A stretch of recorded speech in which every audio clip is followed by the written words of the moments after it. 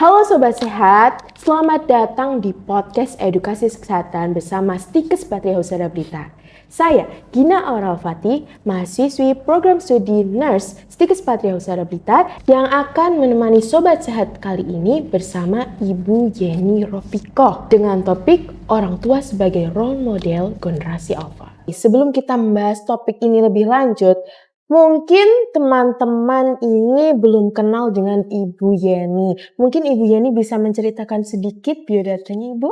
Oke, terima kasih Mbak Gina. Jadi perkenalkan, nama saya Yeni Ropiko, saya psikolog klinis dari Rumah Sakit Ngudi Waluyo-Wlingi. Kalau background pendidikan saya ambil profesinya dari Universitas Airlangga. Kemudian kalau saat ini ya di rumah sakit pegang pasien. Kemudian kalau background lain, saya sebenarnya suka nulis itu, tapi sudah beberapa tahun ini vakum. Dulu 2018 sempat bikin buku bareng-bareng sama teman-teman itu. Ya, gitulah. Jadi suka nulis ya, Bu? Wah, iya. Ini berarti gambaran kesehatannya lebih banyak karena suka baca juga pastinya. Suka baca, tapi kalau sekarang mungkin karena usia kali ya. Kalau baca dikit tuh udah matanya udah kayak di gitu. tempel Faktor lem. usia jadinya. Oke, sebelum kita membahas lebih lanjut ini, sebenarnya saya ingin bertanya nih Bu, sebenarnya siapa sih generasi Alpha dan kenapa generasi ini tuh cenderung lebih berbeda dari generasi-generasi yang lain? Oke, jadi kalau generasi Alpha itu kan sebenarnya munculnya itu karena ada McGrinkle yang memberikan label generasi Alpha untuk anak-anak yang lahir dari tahun 2010 sampai sekitar 2024 atau mungkin juga sekarang. Nah, ketika mereka lahir, teknologi sudah berkembang cukup pesat. Apalagi sekarang begitu ada COVID kan, otomatis kita semua harus bersentuhan dengan digital gitu. Jadi memang sangat beda banget gitu. Jadi definisi generasi Alpha ini lebih ke rentang tahun kelahiran sama juga karakteristik utama yang membedakan generasi Alpha dengan generasi-generasi yang lain. Betul. Menurut Ibu sendiri, apakah penggunaan teknologi ini justru menjadi atau mengesampingkan peran orang tua terhadap anak? Oke, jadi sebenarnya teknologi hadir itu tidak mengurangi peran orang tua ya sebenarnya. Dia malah membantu orang tua untuk mengoptimalkan ya, tapi memang tetap tergantung orang tua masing-masing, tergantung bagaimana orang tua meresponnya gitu ya. Kalau mereka mengalihkan dunia digital ini, gadget lah minimal ya ke anak itu sebagai penggantinya mereka biar anak tenang ya sudah, itulah yang namakan menggantikan peran orang tua beneran gitu. Oke, jadi teknologi sebenarnya itu alat bantu ya Bu, bukan pengganti orang tua. Bukan. Gitu. Oke, menarik sekali teman-teman.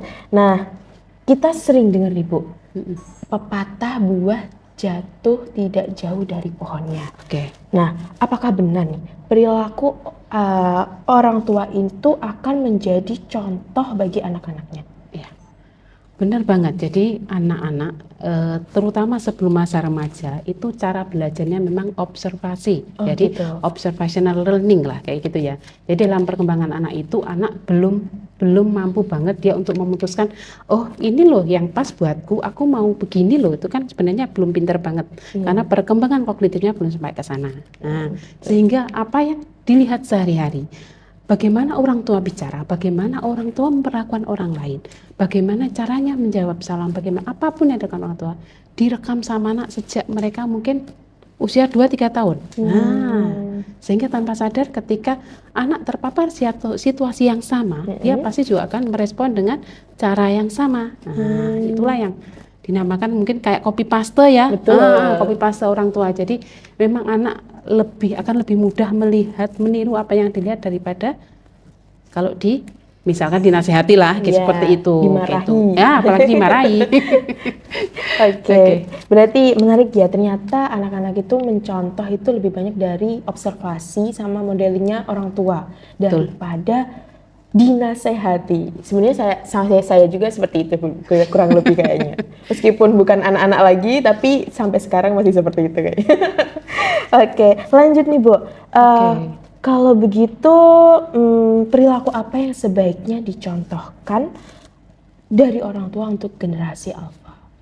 Oke, jadi kalau jadi orang tua ya memang harus konsisten ya. Jadi apa yang tindakan sama apa yang dinasihatkan sama yang dia lakukan juga harus selaras. Oke. Kemudian juga kebiasaan hidup sehari-hari, misalkan untuk pegang gadget, untuk kebiasaan hidup sehatnya, untuk komunikasi, bagaimana disiplin, bagaimana harus jujur, itu sama-sama hal-hal penting yang memang harus dicontohkan orang tua dari sejak mereka kecil. Misalkan anak harus hidup sehat, orang tuanya juga jajan, nggak boleh pegang gadget, bapak ibunya WA-an nggak selesai-selesai, misalnya seperti itu. Oke sih, mungkin sekarang gini ya, ada orang tua yang mungkin pekerjaannya online, nah itu yang perlu juga dikomunikasikan ke anak. Dek, maaf ya, mama kalau jam segini nih mau online buat kerja. Nah, sebenarnya ada cara-cara, tetap ada cara-caranya biar anak paham, oh kita pakai gadget untuk ini loh, hal penting loh, tidak los-losan gitu, seperti itu. Gitu. Berarti ini warning buat orang tua nih. Kalau misalnya menyuruh anak untuk stop bermain gadget, bukan berarti kalian tetap WA-an, atau mungkin bisa dialihkan ke kegiatan lain, misalnya bermain bersama, begitu ya Bu ya? Boleh. Bermain bersama atau enggak saling bercerita itu sangat bagus ya daripada menyerahkan HP kayak zaman sekarang ini kan banyak nih Bu. Iya. Orang tua yang ini pakai HP aja biar nggak rewel kayak gitu. Itu kan kayaknya lebih minus ya daripada aman pada saat itu, tapi tidak aman untuk anaknya. Iya betul. Oke, kita lanjut Bu. Di era EA seperti sekarang ini, bagaimana cara orang tua itu tetap dekat pada anak meskipun teknologinya itu terus berkembang? Jadi kedekatan anak itu tidak bisa dibikin instan ya. Ketika remaja anaknya sudah bermasalah baru mau deket. Iya, oke bisa tapi tidak akan optimal. Nah, sebenarnya sejak kecil anak-anak itu tetap butuh untuk disentuh, tetap butuh untuk dirangkul. Gitu. Tidak dirangkul HP loh ya. Iya. Karena biasanya biar tenang ya tadi seperti yang Mbak Gina bilang. Dari kecil dikasih HP, lihat YouTube. Nah, YouTube kan lagunya pasti bagus-bagus. Beda kalau ibunya yang nyanyi mungkin suaranya kayak jelek. Nada dasar apa entahlah seperti itu. Jadi tapi itu sebenarnya juga tetap bisa dibikin strategi. Yuk Dek nonton bersama, yuk Dek gerak bersama, ayo Dek nyoba dari YouTube. Itu kan sebenarnya juga fungsi positif dari media sosial, dari dunia digital tetap membantu untuk perkembangan anak gitu. Oke Bu, saya ada pertanyaan pribadi nih sebenarnya. Oke, boleh. Jadi saya ini kan punya adik yang umurnya mungkin masih kategori anak-anak. Nah, adik saya ini mungkin dapat dampak positifnya. Kayak ada beberapa platform yang memutarkan lagu-lagu pakai bahasa asing kayak bahasa Inggris.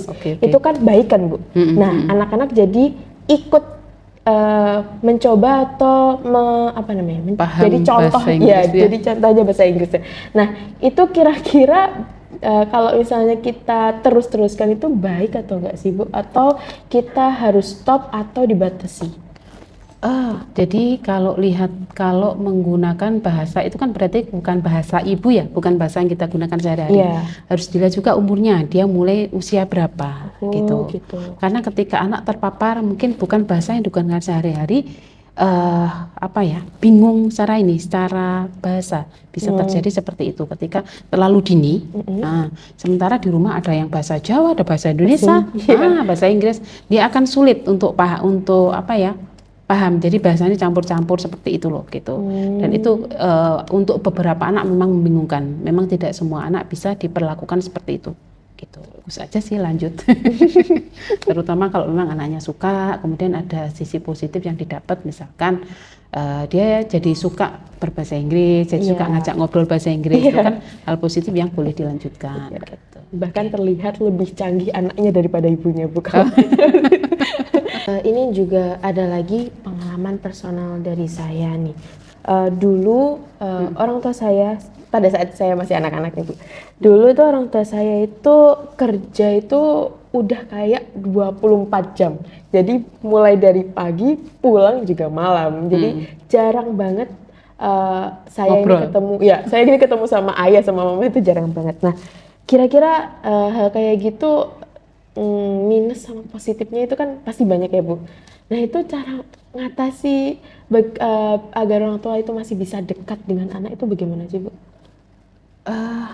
Tetap sebenarnya harusnya orang tua tetap memberikan ya, membagi waktunya anak. Oke lah, mungkin untuk pagi aja makan pagi kita ngobrol, ataupun di malam hari harus pulang jam segini tuh harus tetap ada sih. Nggak bisa yang ya oke lah, by WA itu sekarang membantu ya. Iya. Nah, video call juga membantu. Tapi tetap ketika ketemu interaksi itu juga akan beda hasilnya gitu.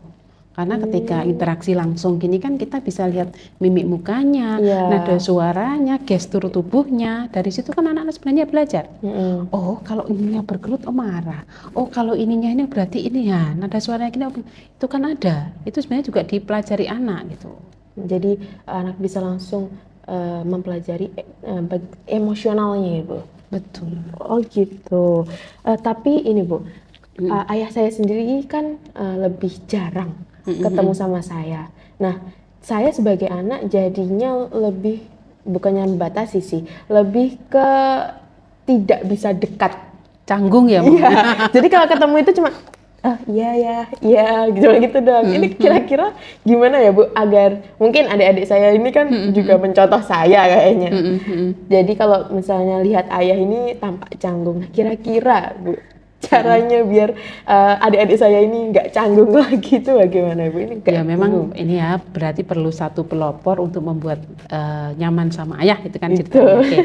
Nggak apa-apa sih sebenarnya kalau pas ketemu ayah tuh cerita, entahlah ayah itu perhatian banget atau enggak, tapi kita cerita yang receh-receh aja, nggak usah yang serius-serius ya. Tadi loh kayak gitu kan otomatis saya ini jadi perhatian. Kamu sendiri juga akan lebih nyaman. Jadi nyamannya tidak bisa langsung sekali terus langsung nyaman kan enggak. Pelan-pelan begitu ayah mulai merespon, oh mulai enak, oh ngono ya, pertanyaannya kan juga semakin panjang. Mungkin kamu perhatikan nggak sih kalau ayahmu misalkan kamu ngobrol gitu, ya cuma sepatah dua patah kata gitu nggak, atau kayak suka cerita banyak atau enggak? Kalau menurut saya ini karakteristiknya ini kadang cerewet, kadang enggak. Jadi lebih kemut-mutan sih Bu. Kalau capek, oh iya nak gitu doang. Tapi kalau nggak capek, oh iya nak gitu. Jadi beda ekspresi sebenarnya Bu. Oke. Tergantung tingkat capeknya kayak gimana. Nah, itu Berarti kalian pun juga sama ketika mau ngobrol sama ayah, oh lihat ini aja dulu ya, kayaknya moodnya kondisinya dulu. ikutan kayak gitu nggak sih menurut kalian? Iya, Sendiri. jadi adik itu kadang ikut-ikut kayak aku lagi males ngomong nih kak, capek gitu. Terus kalau misalnya udah moodnya udah naik lagi, misalnya habis makan es krim kan penambah mood booster itu, es krim, coklat itu langsung kak aku mau cerita. Tapi herannya itu cuma bisa sama mama sama saya doang. Tapi kalau sama ayah itu malah dibatasi. Itu kira-kira gimana Bu? Ayah sendiri sering ngeluh, ini kok anak-anakku kok gak pernah seceria itu, gak pernah secerita itu sama saya. Iya, kok bisanya cuma sama mama sama kakaknya. Itu gimana Bu? Cara lebih ke orang tuanya harus bagaimana gitu Bu? Ya kalau mungkin gini sih, kalau kamu ngasih saran ke ayah kan mungkin rasanya enggak enak ya. Nggak mungkin ya. Mungkin bisa minta tolong ke ibu ya. Pengen dekat sama ayah nih Bu, kira-kira ya kayak tektokan gitulah, nanti pas ayah gini ibu bilangin ayah ya kayak gitu. Jadi nggak bisa ini kamu aja yang berusaha sementara ayah ya sudah seperti itu aja kan nggak bisa. Kan memang tetap dua-duanya harus berubah gitu. Oke, menarik sih Bu, berarti harus ada dua belah pihak ya Bu? Iya lah, nggak bisa berubah satu kutub aja, anaknya tok yang berubah, orang tuanya tetap ya nggak bisa lah. Kayak magnet ya Bu. Kalau kutub utara sama kutub selatan bisa nyatu, itu enak. Tapi kalau selatan sama selatan terus jauh menjauh gitu ya. Oke, lanjut Ibu. Ini ada beberapa pertanyaan lagi dari teman-teman kayak penyebab sama akibatnya anak-anak yang kecanduan gadget, terus orang tuanya itu cuek. Nah, otomatis kadang kan orang tua itu kan kalau udah ngasih gadget ya udah dikasih doang. Habis itu nggak diawasin lagi karena menurut mereka udah diem anaknya ngapain diawasin lagi gitu kan Bu. Nah, pengaruhnya gadget sendiri itu kalau berdasarkan pengalaman saya ada anak-anak yang mungkin speech delay juga. Ada juga pengaruh ke otaknya itu sangat tinggi. Terus ada juga karena layar HP itu jadi minus ke mata gitu iya, ya. Oke. minus ke mata juga. Terus tingkat emosionalnya anak itu nggak bisa terkontrol. Jadi kayak anak-anak ini gampang marah kalau misalnya apa yang dia mau itu nggak diturutin. Kira-kira apa sih sebab dan akibatnya lah gadgeting ini? Terus bagaimana tips dan trik orang tua biar anak itu bisa, ya bukannya langsung bisa stop, itu nggak membatasi lah gitu. Oke. Kita satu-satu dulu ya. Jadi kenapa sih marak banget anak-anak gadgetnya perlu dibatasi? Terutama apalagi anak-anak yang di bawah 5 tahun. Jadi gadget itu kan sebenarnya di situ banyak banget hal yang menyenangkan. Dan itu yang disukai anak-anak, sehingga mereka tidak perlu tidak harus jalan, tidak harus ngomong, tidak ada usaha apa-apa, tapi kan tinggal tik tik tik tik semuanya dapat. Nah, dengan kesenangan itu di otak anak itu diproses dopaminnya luber. Dia terbiasa cuma menggerakkan jari semuanya dapat. Nah, sehingga kenapa tadi dibilang kalau diambil gadgetnya dia ngamuk? Ya karena satu tadi kognitifnya kan belum jalan seperti kita orang dewasa. Kemudian dia tidak terbiasa mendapatkan masalah, dia hanya tik tik tik semuanya dia dapat. Sehingga ketika dia HP-nya diambil, gadgetnya diambil, ya dia marah-marah. Dan itu tidak hanya ketika seperti itu, tapi ketika dia juga tadi yang kamu bilang, dia punya keinginan tidak segera dipenuhi, dia pun juga ngamuk. Nah, karena dengan gadget memang fungsi otak yang paling dirusak adalah fungsi otak depan, frontal lobe-nya itu yang dirusak. Padahal frontal lobe itu kan fungsinya untuk pengambilan keputusan, untuk menimbang, oh ini aku boleh, oh ini aku untung, oh ini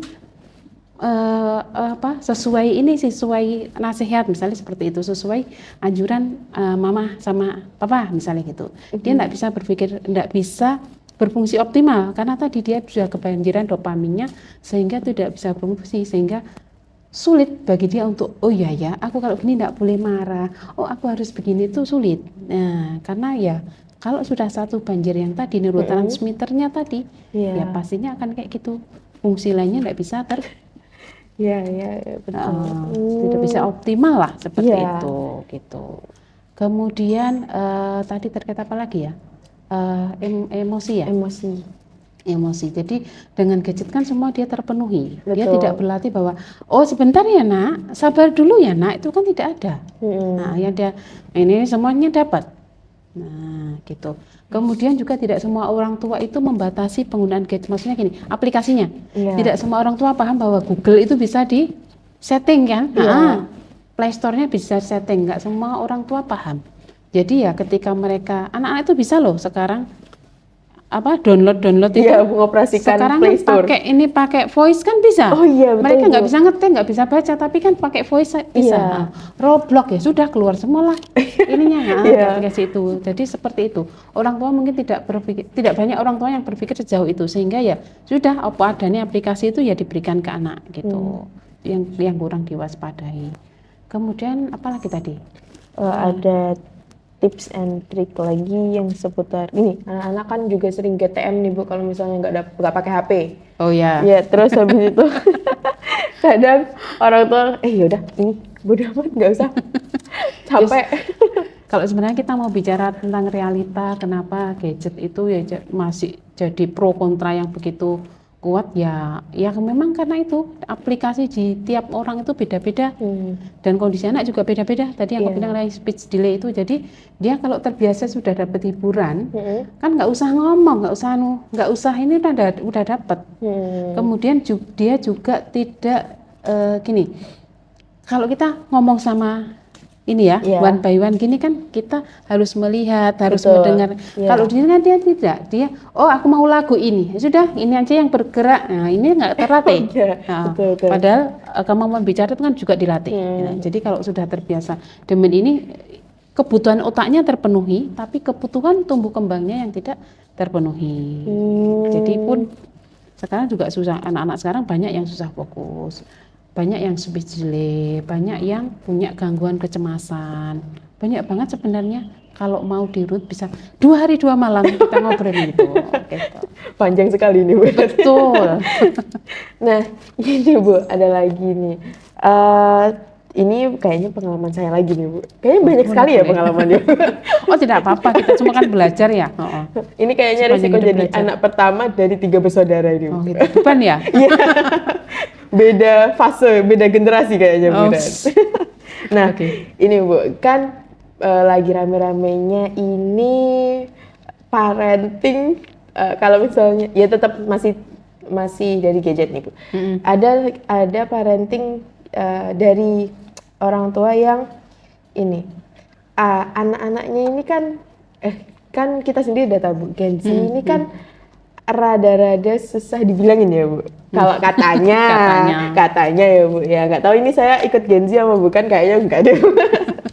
Tahun berapa emang? Kebetulan 2004 Bu, masuk Bu kayaknya. Masuk lah Gen Z kan 90-an. Nah, kalau Gen Z ini kan lebih ke parenting yang kayak VOC ya Bu. Kayak dikit-dikit kena marah, dikit-dikit kena marah. Nah, kalau Gen Alpha ini unik lagi Bu. Sekarang ini yang lagi tren itu orang tuanya cuma bilang, nono ya, nono. Nah itu kok kayaknya beda ya kayak zaman saya dulu. Adik-adik juga cuma dibilang, nono ya, nono. Itu kok kayaknya adik-adik bukannya nurut, tapi malah lebih berontak lagi. Nah itu kira-kira itu sebenarnya baik atau enggak sih Bu? Atau mungkin orang tua itu harus lebih belajar lagi? Enggak, kita nggak boleh ya sebagai anak-anak, mungkin nggak boleh mengajari orang tua, tapi mungkin ada saran untuk teman-teman yang lihat calon orang tua mungkin itu kira-kira menjadi orang tua yang baik itu seperti apa gitu. Oke, sebenarnya apa yang dikatakan baik itu juga sangat subjektif kan Iya, sebenarnya ya. Oke, standar setiap keluarga kan juga beda. Tapi perlu digarisbawahi Gen Alpha itu yang susah dibilangin gitu kan. Iya. Sebenarnya bukan susah dibilangin sih, tapi dengan perbaikan gizi mereka tuh lebih kritis, lebih terbuka, lebih apa adanya. Jadi kalau nggak cocok ya ngomong. Kalau mungkin generasi sebelumnya itu kalau nggak cocok, ntar aku dikirain anak durhaka, ntar aku dikirain jahat, aku ntar dikirain seperti itu. Kalau Gen ini kan enggak, dia sudah terbiasa. Aku nggak suka karena memang orang tuanya juga memberikan kebebasan lebih. Jadi sebenarnya pembentukan Gen Alpha ini juga tidak murni dari anaknya sendiri yang karena banjir informasi tadi juga tidak, tapi dari orang tuanya juga yang merasakan banyak kemudahan sehingga juga memberikan banyak kebebasan. Misalkan untuk pilihan. Kalau zaman dulu mungkin kita kalau belanja itu kan harus ke toko. Iya. Kalau sekarang kan HP, Dek kamu suka yang mana, boleh pilih dong, itu banyak banget. Itu sebenarnya sudah membiasakan dari kecil dia untuk asertif, untuk boleh loh berarti milih, nggak harus ini loh kayak gitu. Zaman dulu kan tidak ada pilihan sebanyak itu. Iya. Pun ketika kita harus cari informasi lah soal belajar. Kalau dulu kan kita textbook, bukunya ini, LKS-nya ini kan. Kalau anak sekarang kan tidak. Ya mereka kebanyakan memang cari dari Google. Dari sumbernya langsung. Dari SD pun kan sudah seperti itu gitu. Jadi pun guru-gurunya juga membiasakan, ada materinya lewat WA, e-book, nah seperti itu kan. Jadi memang mereka lebih banyak dapat informasi dari kecil tanpa disadari pun sudah dididik untuk bisa membuat pilihan untuk kamu suka ini apa itu, karena ya memang kondisinya begitu. Jadi tanpa sadar mereka memang terbentuk seperti itu. Bukan susah dibilangin sih kalau saya bilang. Jadi memang mereka lebih terbuka, lebih kritis, lebih nyaman mengutarakan pendapatnya. Beda dengan kita yang nggak parang itu bantah orang tua, lebih ke arah sana. Kan sebenarnya hal-hal seperti itu kan sangat ini ya, budaya, sosial budaya yang pengaruh kan, bukan universal seperti itu kan, tidak gitu sih. Nah, berarti ini kayaknya kalau generasi yang Alpha ini kurang cerita Malin Kundang ini kayaknya Bu. Wis gak payu Malin Kundang. Mungkin sekarang begitu. Udah beda lagi ya Bu ternyata. Ya. Lebih ke sinetron kayaknya Bu ini anak-anak. Sekarang kan ada Wattpad, ada apa lagi ya? Ada macam-macam itu kan. Komik online itu juga banyak banget. Jadi betul. Referensi mereka sangat banyak, tidak seperti generasi sebelumnya yang memang sangat terbatas gitu. Oke, mungkin teman-teman juga pengen tahu nih Bu, strategi atau langkah awal nih Bu sebagai orang tua untuk mengatasi generasi alpha ini? Maksudnya biar teman-teman yang lagi lihat ini atau yang calon orang tua yang lagi lihat ini mungkin bisa tahu, oh ternyata saya ini harusnya begini, terus kira-kira saya harus, berarti ini yang harus saya rubah, terus mungkin oh ternyata saya ini kurang begini, itu mungkin ada sedikit masukan Ibu. Oke. Jadi ya memang di dunia kita sekarang ini kita nggak bisa lepas gadget ya, tapi tetap kita harus pahami bahwa anak-anak itu di tahapan apa sih boleh kita kenalkan gadget, berapa lama sih kita boleh, keterlibatan mereka orang tua sama anak itu dengan gadget bersama itu seperti apa, itu perlu dipahami dari awal. Jadi sebenarnya kan sudah ada nih panduan tumbuh kembang kalau jadi orang tua, kalau jadi ibu sekarang di negara kita kan sudah ada posyandu, itu kan sudah dikasih ini ya, sejak hamil udah dikasih buku deteksi tumbuh kembang. Ya sebenarnya itu difungsikan itu bagus, tapi sepaham saya banyak orang tua yang itu ya sudah dibawa ke posyandu buat cuma timbangan badan. Ya, Betul, sebenarnya itu sebenarnya difungsikan ya. Entahlah, semoga ke depan itu menjadi titik yang baik ya, titik baik yang baik gitu loh, tidak hanya buku yang catatan itu. Kemudian bagaimana mungkin merespon generasi alpha ini, orang tua juga perlu belajar bersama ya. Jadi tidak lagi memandang bahwa oke, kita orang tua usianya lebih tua, pengalamannya lebih banyak, kita lebih pintar. Tidak bisa begitu. Karena anak-anak ini punya tadi referensinya banyak, sehingga orang tua juga perlu memahami. Oh, jadi misalkan lah mulai dari kecil diterapkan bahwa oke, kita komunikasi dengan anak itu saling mendengarkan, tidak satu arah saja. Oke, jadi itu memang dibiasakan dari awal. Kalau tidak ya memang tidak akan semudah itu. Anak tidak akan terbuka, tadi seperti kamu bilang, tidak bisa begitu besar terus langsung bisa nyaman cerita sama ayah, nggak bisa. Betul. Dari kecil memang perlu dibiasakan. Jadi diskusi dua arah itu tetap perlu dari kecil, dari TK kah, dari mulai dia bisa ngomong, itu juga sangat bagus gitu. Banyak banget sebenarnya apa yang bisa dilakukan gitu, dan memang tergantung dari background keluarga masing-masing, bagaimana kondisi keluarga masing-masing. Tentunya kalau ayah ibu bekerja pastinya ya memang tidak bisa mendampingi anak 24 jam. Kemudian juga ada pembantu seperti itu, memang ada kondisi-kondisi yang memang mengharuskan orang tua juga harus belajar parenting, belajar bagaimana membuat strategi. Oh iya, aku tidak bisa nih ngerangkul anakku tiap jam, jadi aku harus gimana dong. Nah, itu tuh orang tua memang tetap harus belajar, apalagi sekarang sudah ada media sosial dan macam-macam, ini boleh cari yang di situ, asalkan cari dari dari situs, dari toko yang memang benar-benar kompeten gitu. Jadi bukan asal orang nyomot komentar itu dipakai. yang rawan tuh kan yang sekarang seperti itu gitu. Jadi lebih ke hoax ya Bu, kalau saya diambil semua. Oh gitu. Mungkin ini kayaknya teman-teman atau calon orang tua ini atau ibu bapak yang lagi nonton ini mungkin males sih kali ibu yang baca buku deteksi tumbuh kembang. Mungkin kedepannya bisa lebih divariasi, mungkin gambarnya diganti yang lebih cerah, biar bisa mencolok lagi gitu. Atau enggak sampulnya dibikin kuning biar lebih cerah lagi. Oh ini harus dipelajari nih sebagai orang tua gitu. Nah teman-teman, kali ini kita berada di segmen favorit kita, yaitu mitos atau fakta. Nah untuk jenis permainan sendiri, saya akan membacakan satu persatu dari 5 pertanyaan.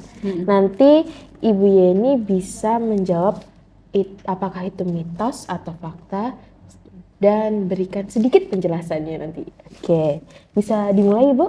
Oke, silahkan. Oke, untuk pertanyaan pertama, mitos atau fakta memberikan gadget pada anak sejak kecil dapat membuat anak lebih pintar? Kalau tanpa batasan itu jadi mitos. Oke. Sebenarnya tidak ada ini ya, tidak bisa. Untuk yang satu ini menurut saya nggak bisa tengah-tengah hitam, ya Bu, iya betul. Ada ininya, ada batasnya. Oke, tapi lebih ke mitos sih kalau dari kecil dikasih gadget nanti dia bisa menyerap semuanya gitu, spong gitu. Tanpa ada saringan ya. Betul. Ya semua benar masuk sih. Oke, berarti ini mitos. Gimana? Bingung ya ini, ambigu ya nih antara iya atau enggak nih. Tapi ke mitos sih kalau tidak ada batasan, tidak ada aturan mengenai penggunaan gadgetnya itu jadi mitos.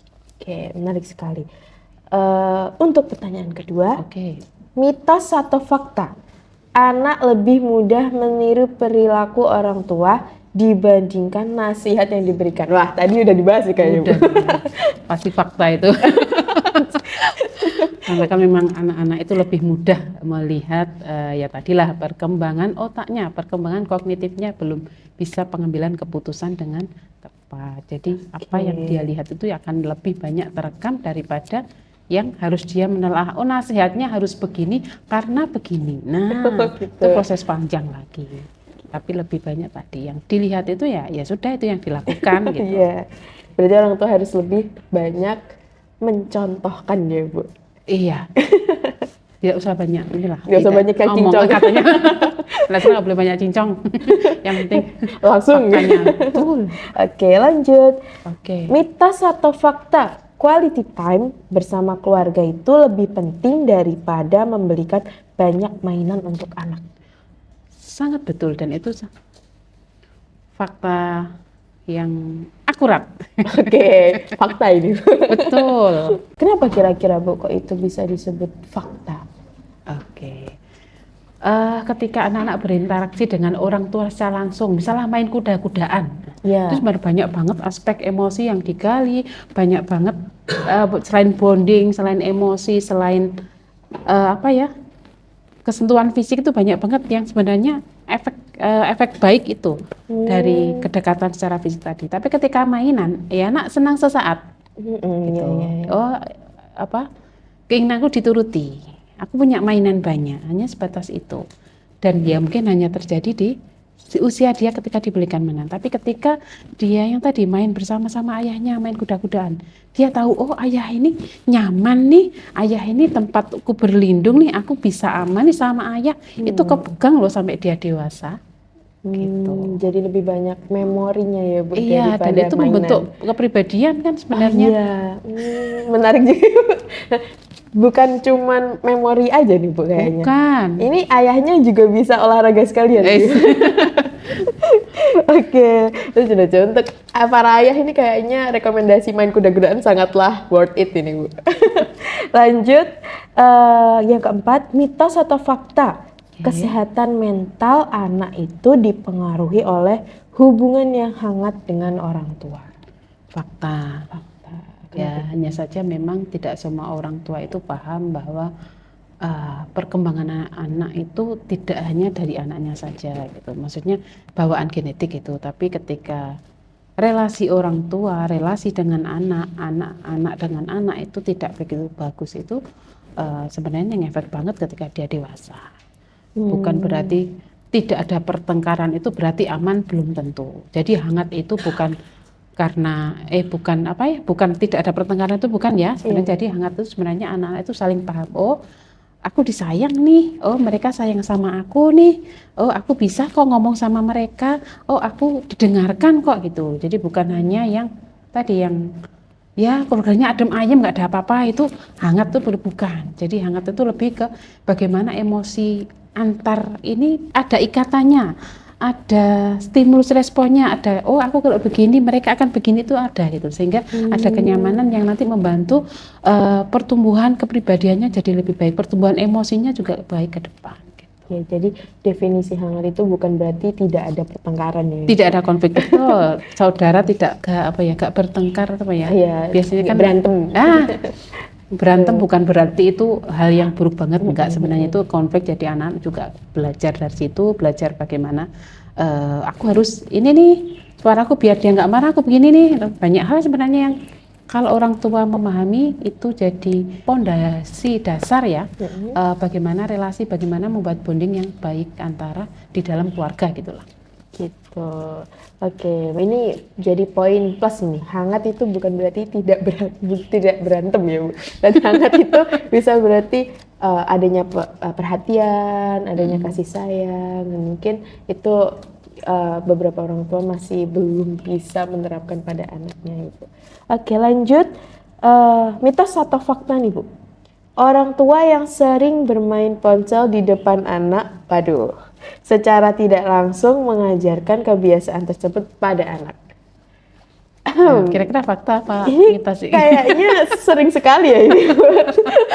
Banyak sekali nih Bu contohnya kayaknya. Iya, jadi memang fakta benar banget bahwa anak-anak itu memang meniru apa yang dilakukan orang tua tadi ya. Jadi kamu bisa kok sekarang kamu lihat misal pas di di kerumunan banyak orang, maksudnya ketika lagi ngantri ada orang tua sama anaknya gitu, misalkan orang tuanya pegang gadget, anaknya gimana kayak gitu kan sebenarnya bisa dilihat ya interaksinya itu seperti apa. Apakah memang orang tua juga aware, oh aku lagi sama anakku, berarti aku gadget gimana, itu bisa dilihat kok, bisa diobservasi kondisinya sekarang tuh seperti apa gitu. Tapi ya memang betul bahwa anak itu meniru apa yang dilakukan orang tua. Tapi ini bukan banyak ini ke tempat makan yang menyediakan playground.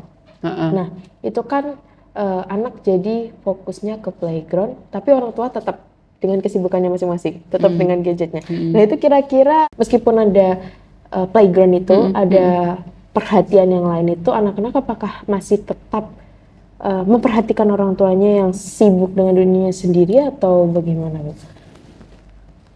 Kalau di playground itu kan sebenarnya itu strateginya pemilik usaha, iya, biar mereka nyaman di situ kan. Sebenarnya anak-anak pun di playground itu tetap perlu diperhatikan, didampingi orang tuanya gitu kan.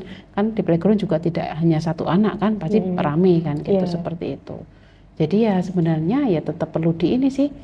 Misalkan orang tua tidak bisa masuk ya, di meja lain gitu kan, tapi tetap sekali-kali dadah kakak, seperti itu tetap ada harusnya gitu. Jadi tidak, ya sudah col sana aku tak di sini, itu tidak seperti itulah konsepnya sebenarnya. Berarti sebenarnya harus tetap diminimalisir ya Bu ya, karena ya harus anak tetap butuh perhatian orang tuanya. Mungkin pencapaiannya bisa naik tangga yang di playground itu, atau mungkin bisa selonjoran itu mungkin bisa ya Bu. Oke, sebelum kita menutup obrolan kita hari ini, mungkin Ibu bisa memberikan tips dan trik untuk mengatasi tantangan yang akan dihadapi orang tua menjadi role model yang baik bagi generasi alfa.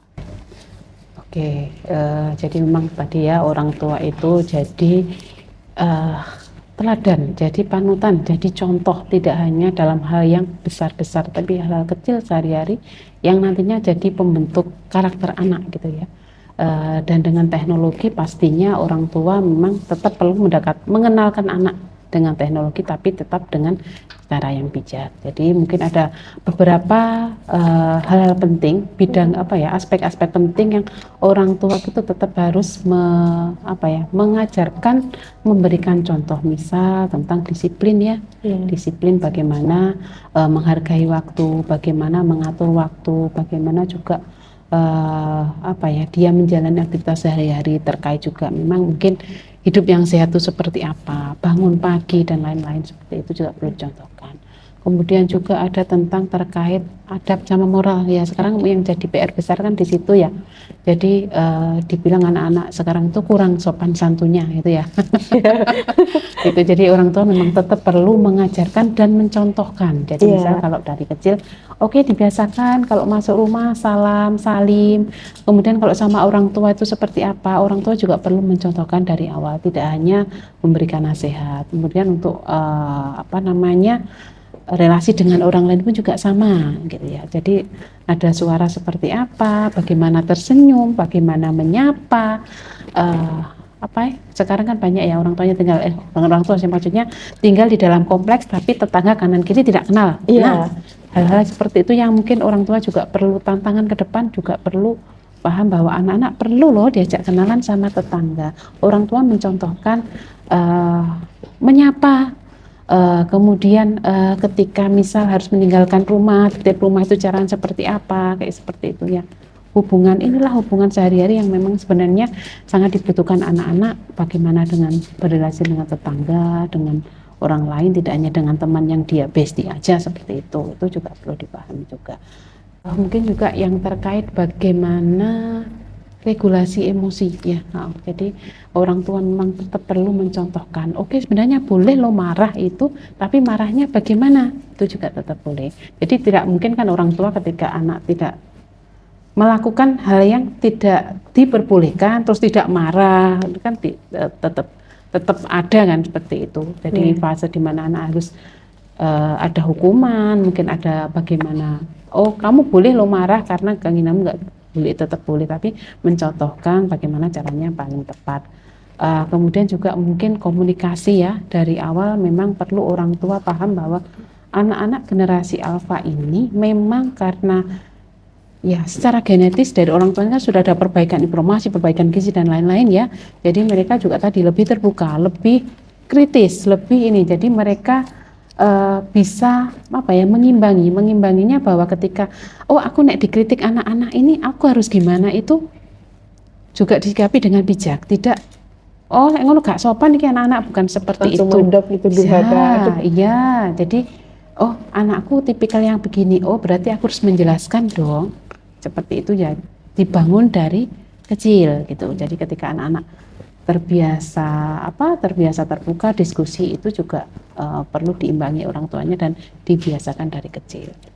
Oke, menarik banget nih. Berarti ada beberapa tips seperti konsistensi antara ucapan sama tindakan, ada juga perbaikan adab, ada juga cara meregulasi emosi sama memperbaiki komunikasi antara anak dan orang tua. Oke, keren banget nih, harus diterapkan ini pada calon-calon orang tua atau mungkin orang tua yang saat ini kurang bisa memahami anak. Oke, jadi Sobat Sehat, dari podcast ini kita belajar bahwa anak ini tidak hanya mendengarkan apa yang dikatakan orang tua, tapi juga melihat dan meniru apa yang dilakukan setiap hari.